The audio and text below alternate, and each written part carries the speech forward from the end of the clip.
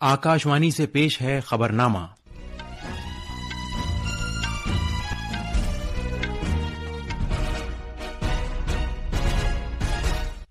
आदाब।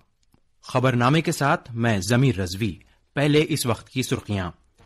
मरकजी वजीर दाखिला अमित शाह ने कहा है कि सिर्फ मरकजी हुकूमत ही जम्मू कश्मीर का रियासत का दर्जा बहाल कर सकती है। वजीर खारजा डॉक्टर एस जयशंकर आज से 3 मुल्कों सऊदी अरब, जर्मनी और स्विट्जरलैंड का दौरा करेंगे। अबूधाबी के वली अहद शहजादा शेख खालिद बिन मोहम्मद बिन जायद अल नहयान आज से भारत का 3 दिन का सरकारी दौरा करेंगे। भारत ने जिम्बाब्वे, जाम्बिया और मलावी के लिए ग़िज़ाई इमदाद भेजी है।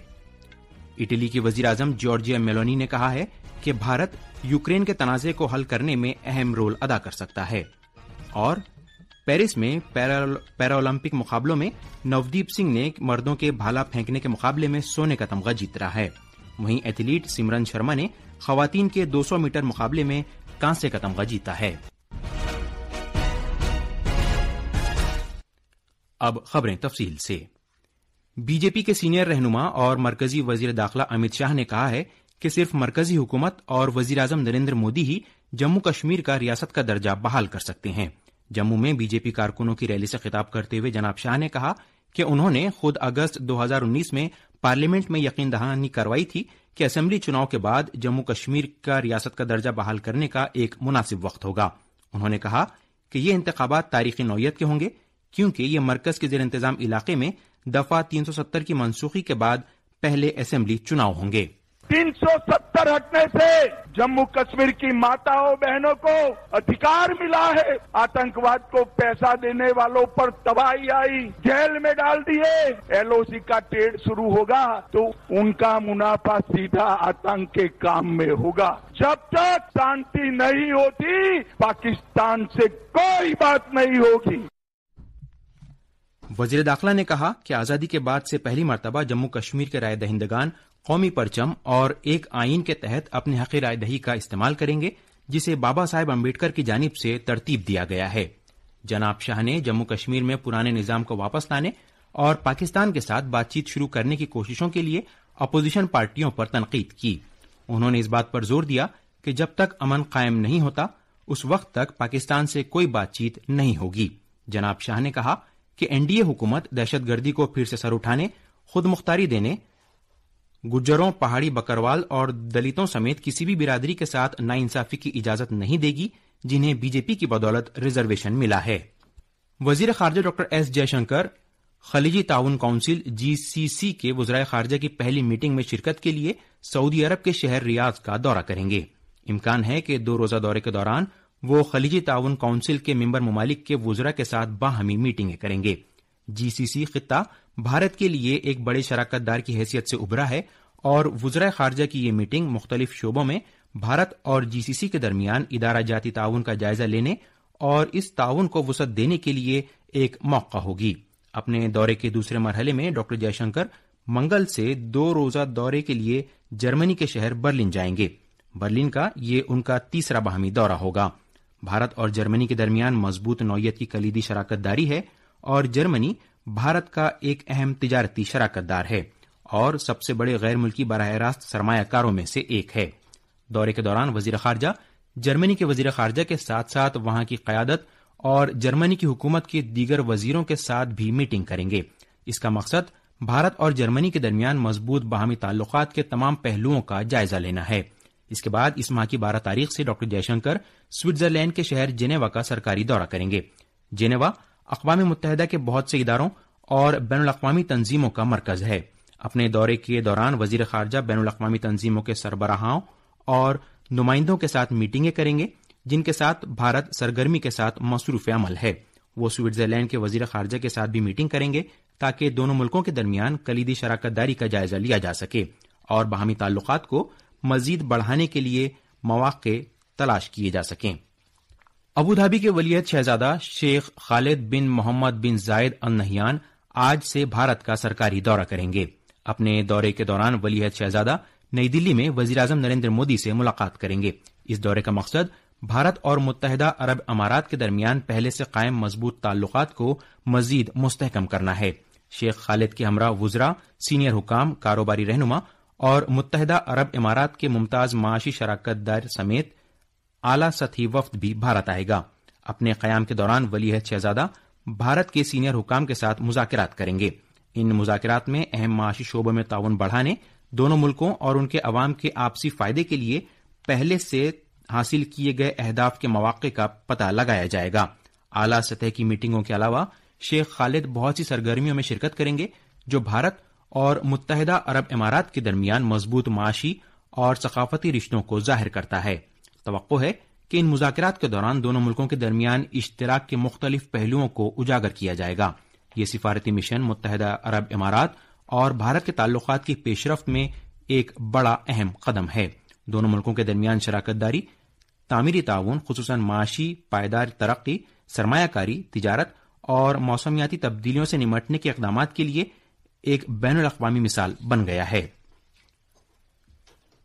بھارت نے 3 افریقی ملکوں زمبابوے، زامبیا اور ملاوی کو انسانی بنیاد پر غذائی امداد بھیجی ہے تاکہ خشک سالی سے متاثرہ ان خطوں میں عوام کی خوراک کی ضرورتوں سے نمٹنے میں مدد مل سکے۔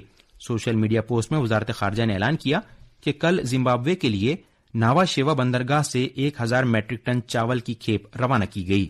وزارت کے مطابق بھارت نے زامبیا کے لیے بھی انسانی ہمدردی کی بنیاد پر امداد کی غرض سے 1300 میٹرک ٹن مکئی کی کھیپ بھیجی ہے۔ اس کے علاوہ خشک سالی سے متاثرہ ملاوی کو 1000 میٹرک ٹن چاول بھیجا گیا ہے۔ اٹلی کے وزیر اعظم جارجیا میلونی نے کہا ہے کہ بھارت اور چین جیسے ممالک یوکرین میں جاری تنازع کو حل کرنے میں رول ادا کر سکتے ہیں۔ روس کے صدر ولادیمیر پوتن کی جانب سے تنازع کو حل کرنے میں بھارت کی کوششوں کا اعتراف کیے جانے کے بعد 48 گھنٹے سے بھی کم وقت میں محترمہ میلونی نے یہ بات کہی۔ اطالوی وزیر اعظم نے شمالی اٹلی میں یوکرین کے صدر وولودیمیر زیلنسکی سے ملاقات کے بعد کل یہ بات کہی۔ ملاقات کے دوران دونوں رہنماؤں نے زمین پر جاری تازہ پیش رفت پر بات چیت کی اور سردیوں کی موسم کی آمد کے تناظر میں یوکرین کی ضروریات پر تبادلہ خیال کیا۔ وزیر اعظم نریندر مودی نے گزشتہ مہینے کیو کا دورہ کیا تھا۔ اس دوران وزیر اعظم مودی نے جناب زیلنسکی سے کہا تھا کہ یوکرین اور روس دونوں کو وقت ضائع کیے بغیر مل کر جنگ کو ختم کرنا چاہیے اور بھارت خطے میں امن کی بحالی کے لیے سرگرم کردار ادا کرنے کے لیے تیار ہے۔ جناب مودی نے کہا تھا کہ بھارت تنازع کو شروع سے ہی امن کے ذریعے حل کرنے کا حمایتی رہا ہے اور وہ بذات خود اس تنازع کو سلجھانے میں اپنا تعاون دینے کے لیے تیار ہیں۔ وزیر اعظم مودی کا 23 اگست کا یوکرین دورہ سال 1991 میں یوکرین کی آزادی کے بعد سے کسی بھارتی وزیر اعظم کا پہلا دورہ تھا۔ یہ دورہ ماسکو میں روس کے صدر ولادیمیر پوتن کے ساتھ ہوئی چوٹی کانفرنس مذاکرات کے 6 ہفتے بعد ہوا تھا۔ یہ خبرنامہ آکاش وانی سے نشر کیا جا رہا ہے۔ حکومت نے سینئر IAS افسر توہین کانتا پانڈے کو فائنانس سیکریٹری مقرر کیا ہے۔ سال 1987 بیچ کے اوڈیشہ کاڈر کے افسر جناب پانڈے فی الحال وزارت خزانہ میں 2 اہم امور کے سیکریٹری انچارج کے طور پر خدمات انجام دے رہے ہیں۔ جناب پانڈے پبلک انٹرپرائزز کے محکمے DPE اور سرمایہ کاری اور عوامی اثاثہ جاتی انتظام کے محکمے DPAM کے سیکریٹری ہیں۔ مغربی بنگال میڈیکل کونسل WBMC نے RG کر میڈیکل کالج اور اسپتال کے گرفتار سابق پرنسپل سندیپ گھوش کو وجہ بتاؤ نوٹس جاری کیا ہے۔ ان سے 72 گھنٹے میں اطمینان بخش جواب طلب کیا گیا ہے۔ WBMC نے کہا ہے کہ ایسا نہ کرنے کی صورت میں ان کا رجسٹریشن منسوخ کر دیا جائے گا۔ RG کر میڈیکل کالج اور اسپتال کے سابق پرنسپل کو مالی بے ضابطگیوں اور بدعنوانی میں مبینہ طور پر شامل ہونے پر نوٹس دیا گیا ہے۔ SBI فاؤنڈیشن نے کمزور معاشی پس منظر سے تعلق رکھنے والے 10,000 ہونہار طلباء کو مالی امداد فراہم کرنے والی آشا اسکالرشپ پروگرام کے 3رے ایڈیشن کا آغاز کر دیا ہے۔ اس اسکالرشپ کے تحت 6ٹھی جماعت سے پوسٹ گریجویٹ تک کے طلباء کو 15,000 سے 2 لاکھ روپیوں تک کی مالی مدد فراہم کی جاتی ہے۔ اس پروگرام میں IITs، IIMs اور بیرون ملک تعلیم کے خصوصی زمرے کے تحت درج فہرست ذاتوں اور درج فہرست قبائل کے طلباء کی مالی مدد کی جاتی ہے۔ SBI کی آشا اسکالرشپ کے لیے ویب سائٹ www.sbifasha-scholarship.org پر 1 اکتوبر 2024 تک درخواستیں پیش کی جا سکتی ہیں۔ بچوں کو ان کی بہادری کے لیے دیے جانے والے قومی انعام پردھان منتری راشٹریہ بال پرسکار 2025 کے لیے 15 ستمبر تک درخواستیں داخل کی جا سکتی ہیں۔ خواتین اور بچوں کی بہبود کی وزارت کی جانب سے 26 دسمبر کو ویر بال دیوس کے موقع پر ان کا اعلان کیا جاتا ہے۔ ہر سال جنوری میں ان انعامات کی تقریب کا انعقاد کیا جاتا ہے۔ ان انعامات کا مقصد بچوں کی توانائی، عزم، صلاحیت، جوش اور جذبے کی حوصلہ افزائی کرنا ہے۔ پردھان منتری راشٹریہ بال پرسکار کے لیے راشٹریہ پرسکار کی ویب سائٹ پر 5 سال سے 18 سال تک کے بچوں کے لیے درخواستیں پیش کی جا سکتی ہیں۔ بھارتی محکمہ موسمیات نے ساحلی آندھرا پردیش اور یانم میں شدید بارش کی پیش گوئی کی ہے۔ محکمہ موسمیات نے آسام، میگھالیہ، ناگالینڈ، منی پور، میزورم، تریپورا اور مدھیہ پردیش میں اگلے 7 دنوں کے دوران بے حد شدید بارش کی پیش گوئی کی ہے۔ تلنگانہ میں کل سے سیلاب سے متاثرہ کھمم اور محبوب آباد ضلعوں میں شدید بارش ریکارڈ کی گئی۔ محبوب آباد میں آج صبح 6 بجے تک 182 ملی میٹر سے زیادہ بارش درج کی گئی، جبکہ کھمم میں 122 ملی میٹر بارش ریکارڈ کی گئی۔ آج خواندگی کا عالمی دن ہے۔ یہ دن ہر سال 8 ستمبر کو منایا جاتا ہے تاکہ افراد، برادریوں اور سوسائٹیوں کے لیے خواندگی کی اہمیت کے بارے میں ہر ایک کو یاد دلایا جا سکے۔ خواندگی کے عالمی دن کے لیے اس سال کا موضوع ہے کثیر لسانی تعلیم کو فروغ دینا، آپسی مفاہمت اور امن کے لیے خواندگی۔ بھارت سرکار کے اسکولی اسکیم اور خواندگی کے محکمے نے کل خواندگی کے عالمی دن کے موقع پر ایک بین الاقوامی کانفرنس کا اہتمام کیا تھا۔ پیرس میں جاری پیرالمپک کھیل مقابلوں میں بھارت نے 10ویں دن کے اختتام سے پہلے مزید 2 تمغے جیت کر اپنے غلبے کو برقرار رکھا ہے۔ نودیپ سنگھ نے ایرانی ایتھلیٹ کے بعد مردوں کے بھالا پھینکنے کے F41 مقابلے میں سونے کا تمغہ جیتا۔ اس دوران ایتھلیٹ سمرن شرما نے خواتین کے 200 میٹر T12 ٹریک مقابلے میں کانسے کا تمغہ جیتا۔ مزید تفصیل ہمارے نامہ نگار سے۔ پیرس پیرالمپکس کھیلوں کے اختتام سے پہلے بھارتی ایتھلیٹس نے ایتھلیٹکس میں 2 مزید تمغے جیت کر اپنا لوہا منوا لیا ہے۔ ٹوکیو اولمپک میں 4تھے نمبر پر رہے نودیپ سنگھ نے ملک کے لیے سونے کا تمغہ جیت کر اپنی مایوسی دور کی ہے۔ نودیپ نے اپنی کوششوں کی بدولت 45 میٹر کا فاصلہ عبور کرتے ہوئے اپنی تیسری کوشش میں 47.32 میٹر کی کارکردگی کا مظاہرہ کیا اور پیرس اولمپک میں کھیلوں میں نیا ریکارڈ قائم کیا۔ مانک شرما کی رپورٹ کے ساتھ خبرنامے کے لیے میں حسین اختر۔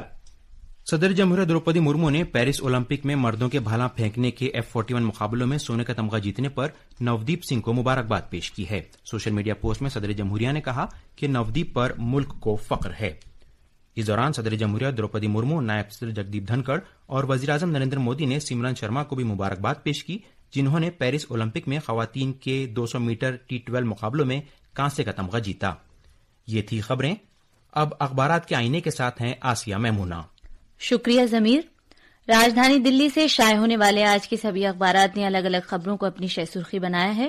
روزنامہ ملاپ نے صدر جمہوریہ دروپدی مرمو اور وزیر اعظم نریندر مودی کی جانب سے ملک کے عوام کو گنیش چترتھی کے موقع پر مبارکباد دینے کی خبر کو اپنی شہ سرخی بنایا ہے۔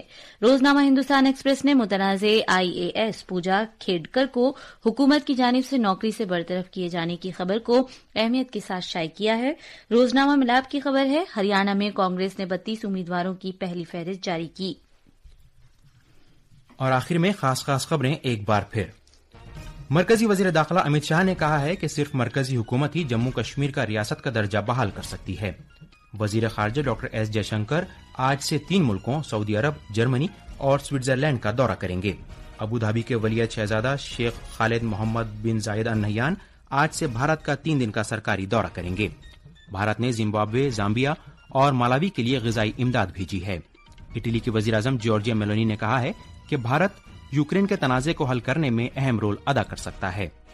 اور پیرس میں پیرالمپک مقابلوں میں نودیپ سنگھ نے مردوں کے بھالا پھینکنے کے مقابلے میں سونے کا تمغہ جیتا ہے۔ وہیں ایتھلیٹ سمرن شرما نے خواتین کے 200 میٹر مقابلے میں کانسے کا تمغہ جیتا ہے۔ اس کے ساتھ ہی خبرنامہ ختم ہوا۔